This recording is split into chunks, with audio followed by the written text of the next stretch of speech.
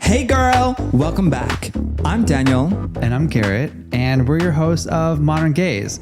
Today, Daniel and I are diving into the power of radical optimism, sparked by the bold energy of Dua Lipa's new album.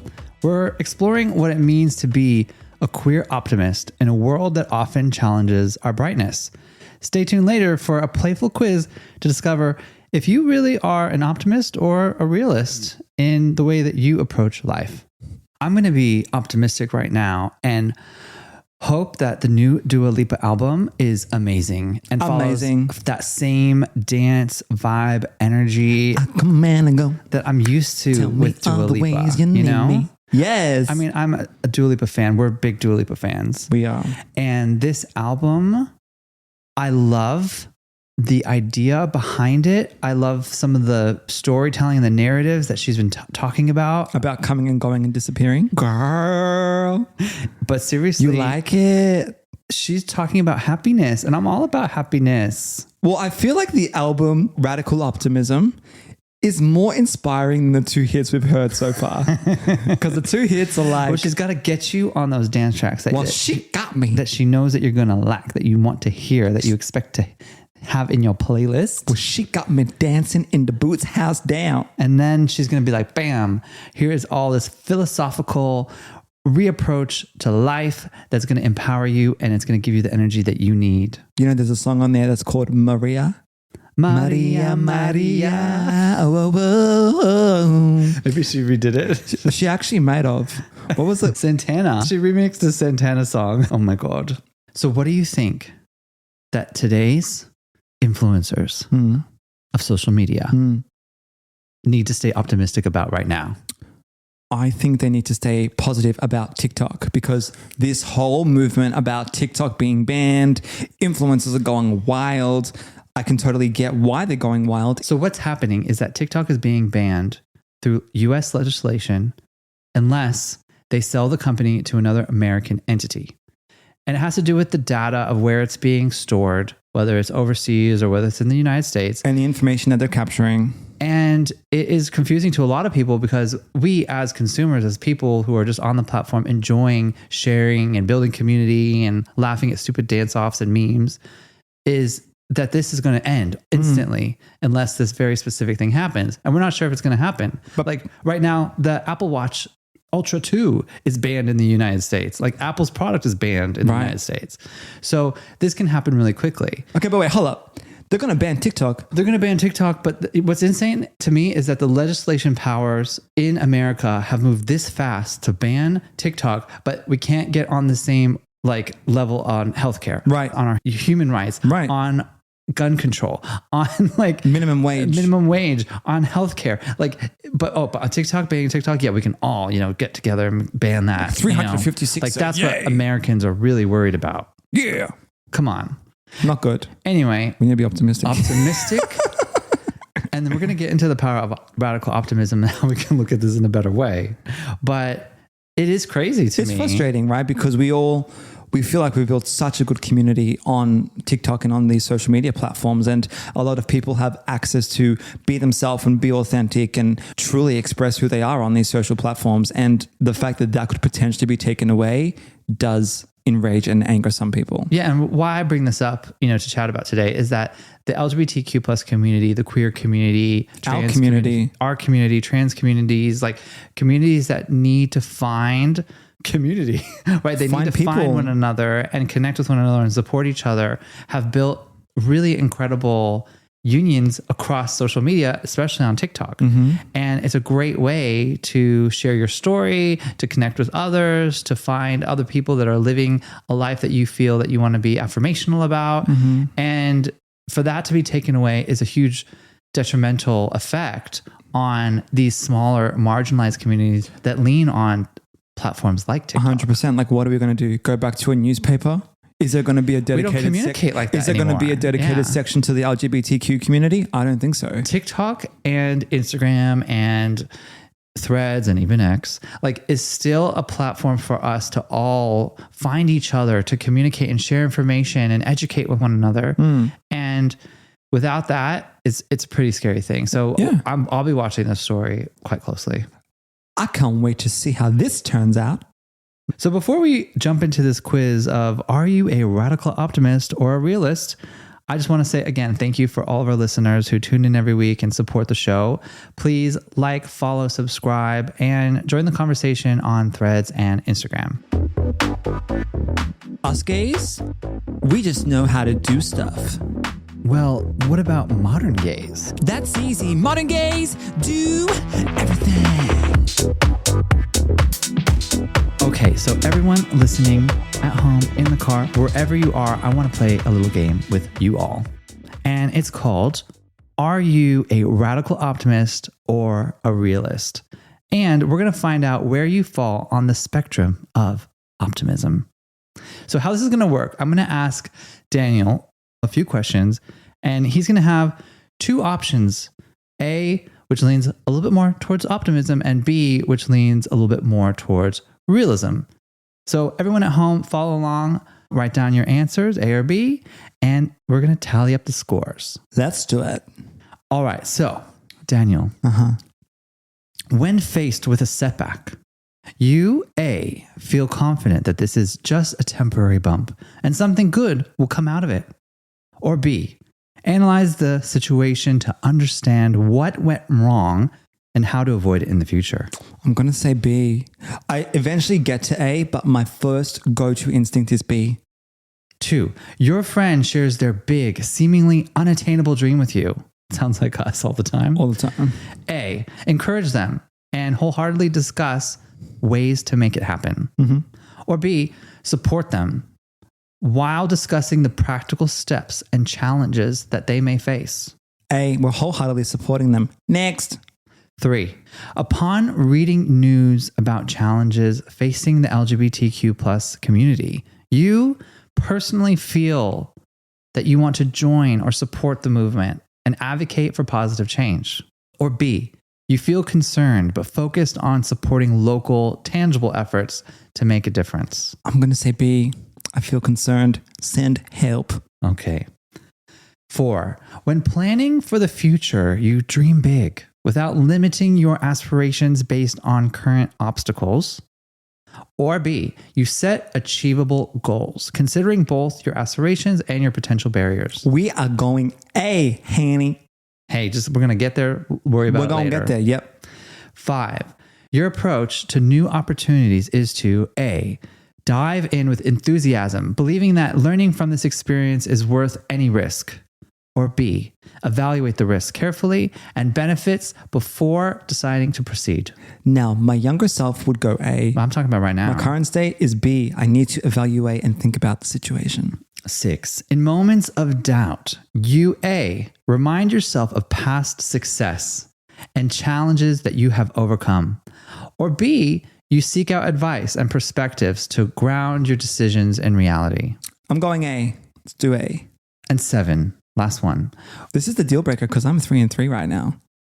So when someone criticizes your lifestyle or the choices you make, you A, shake it off. Shake it off. Babe, you didn't even need to say what B is, girl. I am Taylor Swift and shaking it off, girl. We are A. I am radically optimistic. Ding, ding, ding, ding, ding. Okay, for everyone at home though, A, shake it off. Believe that your own path and positivity will bring you to where you need to go. Well, I hope that they are shaking it off. Or B, consider their point of view and see if their constructive feedback is something that you want to take on board. No, guys. Don't do that. Don't do that. All right. So scoring, everyone, pay attention. If you were mostly A's, you're a radical optimist. You see the world through a lens of hope, always believing in the best outcomes and inspiring others to do the same. Or if you were mostly B's, you're a realist. Let's talk about reality. You appreciate the value of optimism, but you also recognize the importance of practicality, planning, navigating life's challenges. That was actually really interesting. Interesting that I got 3 B's. Yeah. I can be a bit negative Nancy.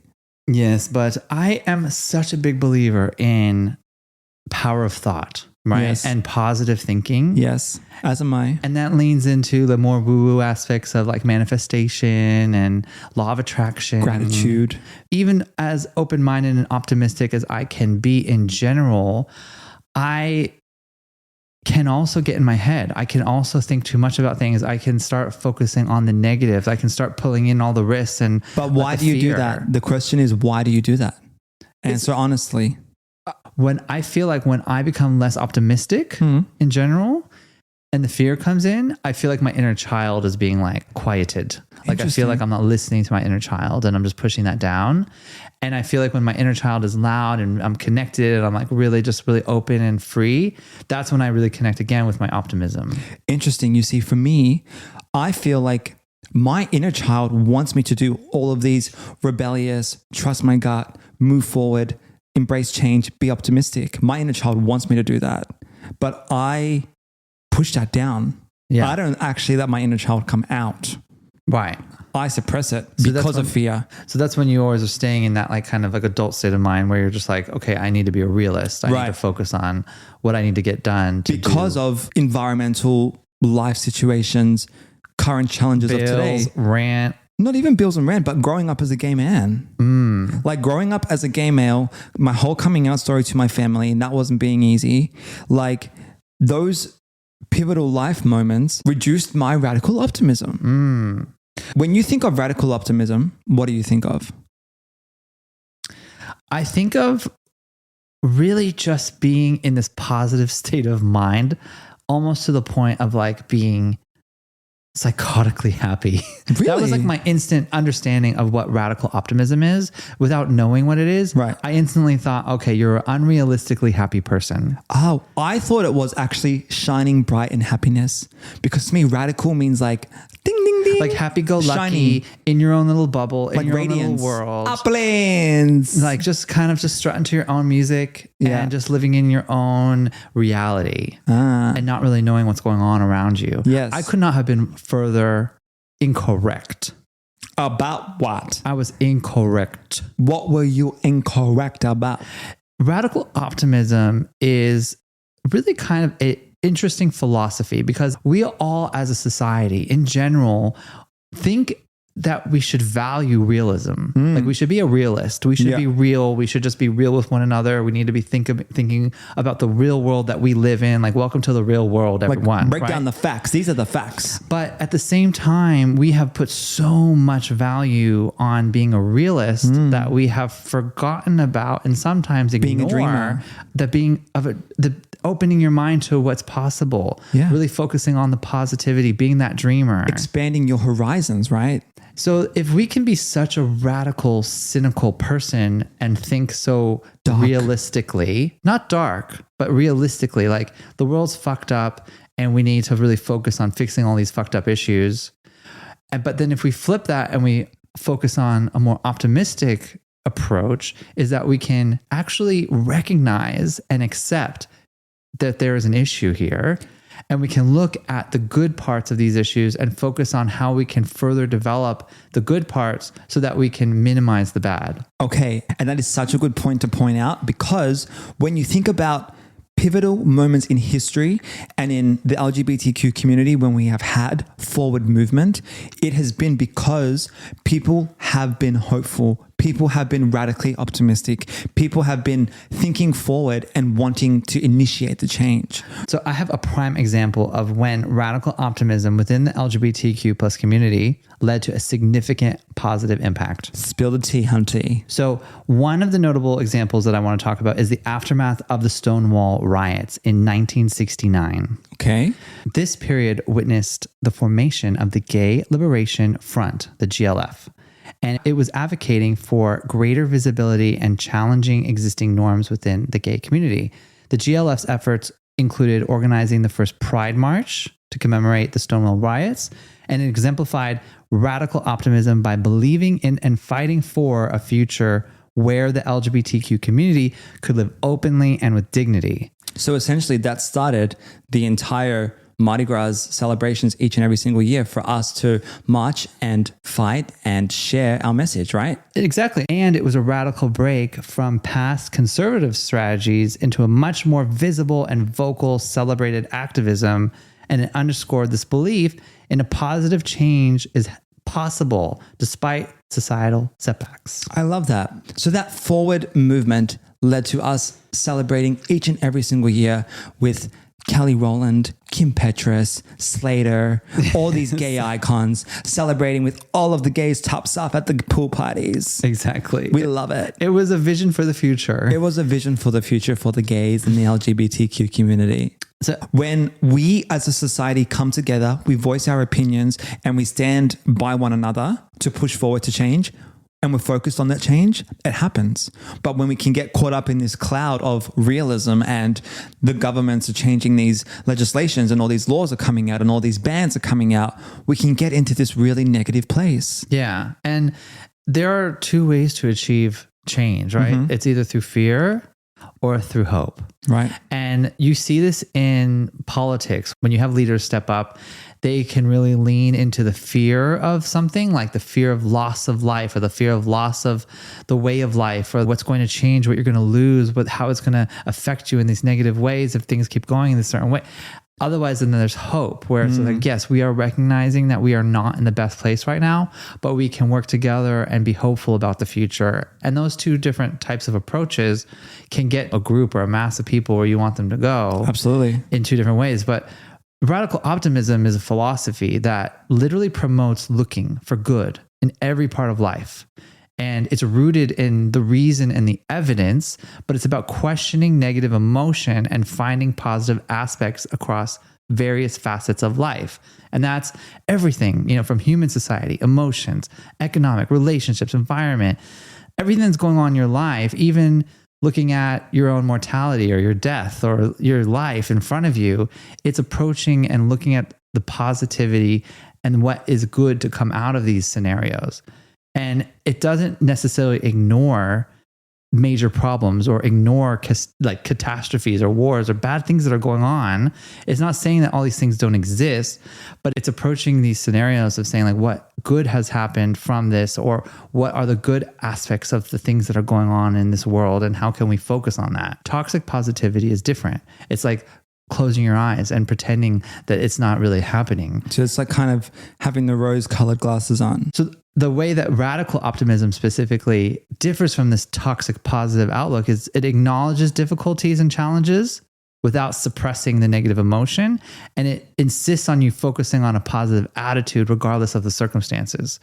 So it's hard to be happy all the time. It is. Like no one can be happy all the time. You can't pretend to be happy. I think it's much easier to just get into a state of fear and anger and distrust and sadness and just kind of being over it much quicker than it can be to be happier for some people. Yeah. And specifically for where we are in our lives and what we want to achieve in the community that we live and exist within and support, I feel like it's pretty scary out there. Yeah. There's a lot of laws actively coming for us. Coming for us, girl. Yeah, they're running up behind us. You have a lot of hatred and a lot of bigotry. And that's all it is. It just comes down to hate. There's a lot of language going around that is very fearful, and it's very scary to exist within. And it's very hard to be like, oh, well, I'm going to, just be in this happy world. Right. When you're obviously affected by it. And there's a lot of really beautiful, great, incredible things that we get to enjoy in our life that are at risk of being taken away. There's really no way to deal with it other than accept it, fight it, ignore it, get mad about it. And I think that we all need different ways to tackle this scenario. 100%. So what are some ways that people can tackle or remain positive or remain optimistic for the future, whether it's for themselves or for the community or for the world? Yeah. So for the world, girl. For the whole world. I don't know if we can talk about anything that's going to cure that. But you know what makes me happy? You know what I lean into? Ice cream. No. Iced coffee. Iced coffee. You hear that? Yes, we're two gays having iced coffee doing a podcast. Getting back to radical optimism and thinking about how we can use this in our own life, and an inspiration of coming from Dua Lipa's album title. Where did she even get this title from? So she actually got the title from one of her friends mentioned to her the term radical optimism. And she wanted to incorporate more happiness and more joy into her life and kind of live by that, which inspired her for the name of the album. I think that we can approach things in lots of different ways, but something that I really love and that I always have focused on, but I didn't necessarily know how to title it and really work on is I think that I'm actually a radical optimist. Yeah, I think you are. I really focus on being an optimistic person. I always look at the good at things. I assume positive intent. You do. I think that this state of mind and this way to approach life reduces your stress. It increases your overall vitality and energy. Reduces your levels of anxiety and depression. Cortisol levels can like start to go down. And being mindfully positive takes a bit of work, but you can get there. And I want to maybe share some strategies on how we can use radical optimism, or maybe even become a radical optimist, to approach our own lives and the way that we deal with stress and we deal with some of these things that are going on around us, and how we can actually be effective at providing as much value back and working towards the solutions together as a community, at the same time of just being a better, more balanced person, that you can just live your own happy and healthy life. Okay, let's get into it. So step one for me, and it's the biggest strategy that I think that we need to hit straight on, is that you need to acknowledge the current reality. So being a radical optimist, you can't, again, just be leaning into this toxic positivity. You need to focus on the current situation. You are still a bit of a realist. Like, you recognize that the challenges that we have right now, even within our community, even from our families, or the societal pressure that we may feel, or any kind of legal hurdles that are happening in legislation, you need to acknowledge that they are there without necessarily having to dwell on them. RuPaul said something really great on one of the recent episodes of Call Her Daddy, which I love. And he said that he can look at the darkness, but he does not stare. You need to look at the darkness, but don't get lost in it. You can acknowledge that it exists and it is there, and that you need to do something about it, but you don't need to fully envelop yourself into all of that negative chaos. All into that negative chaos. So that's actually funny, because that's why Dua Lipa named her album Radical Optimism, because the idea of going through chaos gracefully and navigating it with grace feels like that you can weather any storm, and that really empowered her to change her philosophy on life and her approach in which she deals with negative situations that happen. Okay, step 2. Yes. Cultivate gratitude. I love this one. Gratitude. So this isn't just like the namaste, thank you, for the universe. This is actually more of like gratitude in what you have achieved, the smallest things, the things that you feel really good about. So looking back and being grateful on just like that, I don't know, the abundant elements in your life, what is going good in your life, what's great in your space, what's great in your work. Like, maybe you hate what you're doing. Well, you may hate what you're doing, but you should be grateful that you have a job and that you're making money, and you can get yourself eventually out of that situation to then get you in a situation that you love and that you're radically optimistic about. Hallelujah. Drop the mic. I like to focus on that joy. I like to focus on those small little moments of being like grateful, and just acknowledge them. And even if like I have to do that once a week, I do it. You should do it more than once a week. You write a journal every day. Maybe sometimes 3 times a day. I do it at least every morning I wake up, and at least when I go to bed, and then I'll do it again throughout the day. Okay. So step 3, seek out positive narratives, positive stories, healthy mental diet. Surround yourself with stories like of success, resilience, joy, like community, like all of those stories. You need to be aware of what's going on in the world, but if it's just coming at you and then coming at you and then coming at you, and it's just negative, it's going to have this incredible, profound effect on you that's only going to add more stress. Now, that means that you can read the article that is important for you to know about what's happening in the world, but then read a creative story about someone's love, around celebrating this artistic expression, or celebrating something just wonderful and beautiful and adventurous, and things that you really enjoy. Like for me, I love photography. I love travel. I love looking at travel photography magazines, and it makes me feel aspirational. You know what I did? I went into my Apple News settings and I unfollowed all of the channels I didn't want to follow, and I focused on all of the stories that really bring on more happiness, more joy, and more interest to my hobbies. So there's photography, there's film, there's writing and storytelling. And then I also ticked on all of the LGBTQ plus voices. That's great. So I have all of those magazines coming through to me rather than just another story from CNN. Okay, step 4, self-care is real, girl. Like cucumber on your eyes, a face mask, a robe, a swim in a pool. Not just like aesthetic or like beauty routines. I'm focusing on more of like personal, mental growth, Like self-development. emotional growth, like focusing on your own well-being, right? But also the self-care of your mental, emotional health. Any kind of personal growth activities that can enhance your sense of purpose or agency or abilities. Like you were interested in learning more about real estate and getting into that market, like Trying something new.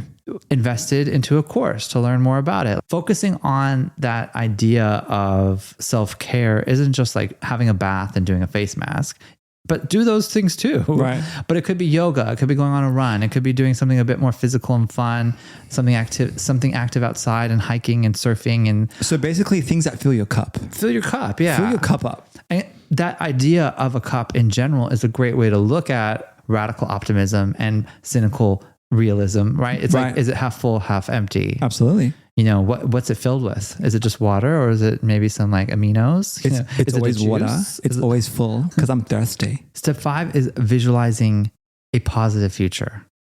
So there's manifestation and the other woo-woo elements of how we can think about law of attraction or what we want to bring into our life and how we can create a vision board. But visualizing a positive future is all about your mental state and the way that you want to see things in front of you. Well, I like the idea of visualization because there's this actual technique called quantum jumping or quantum leaping, and that allows you to visualize yourself living in the state of where you want to be.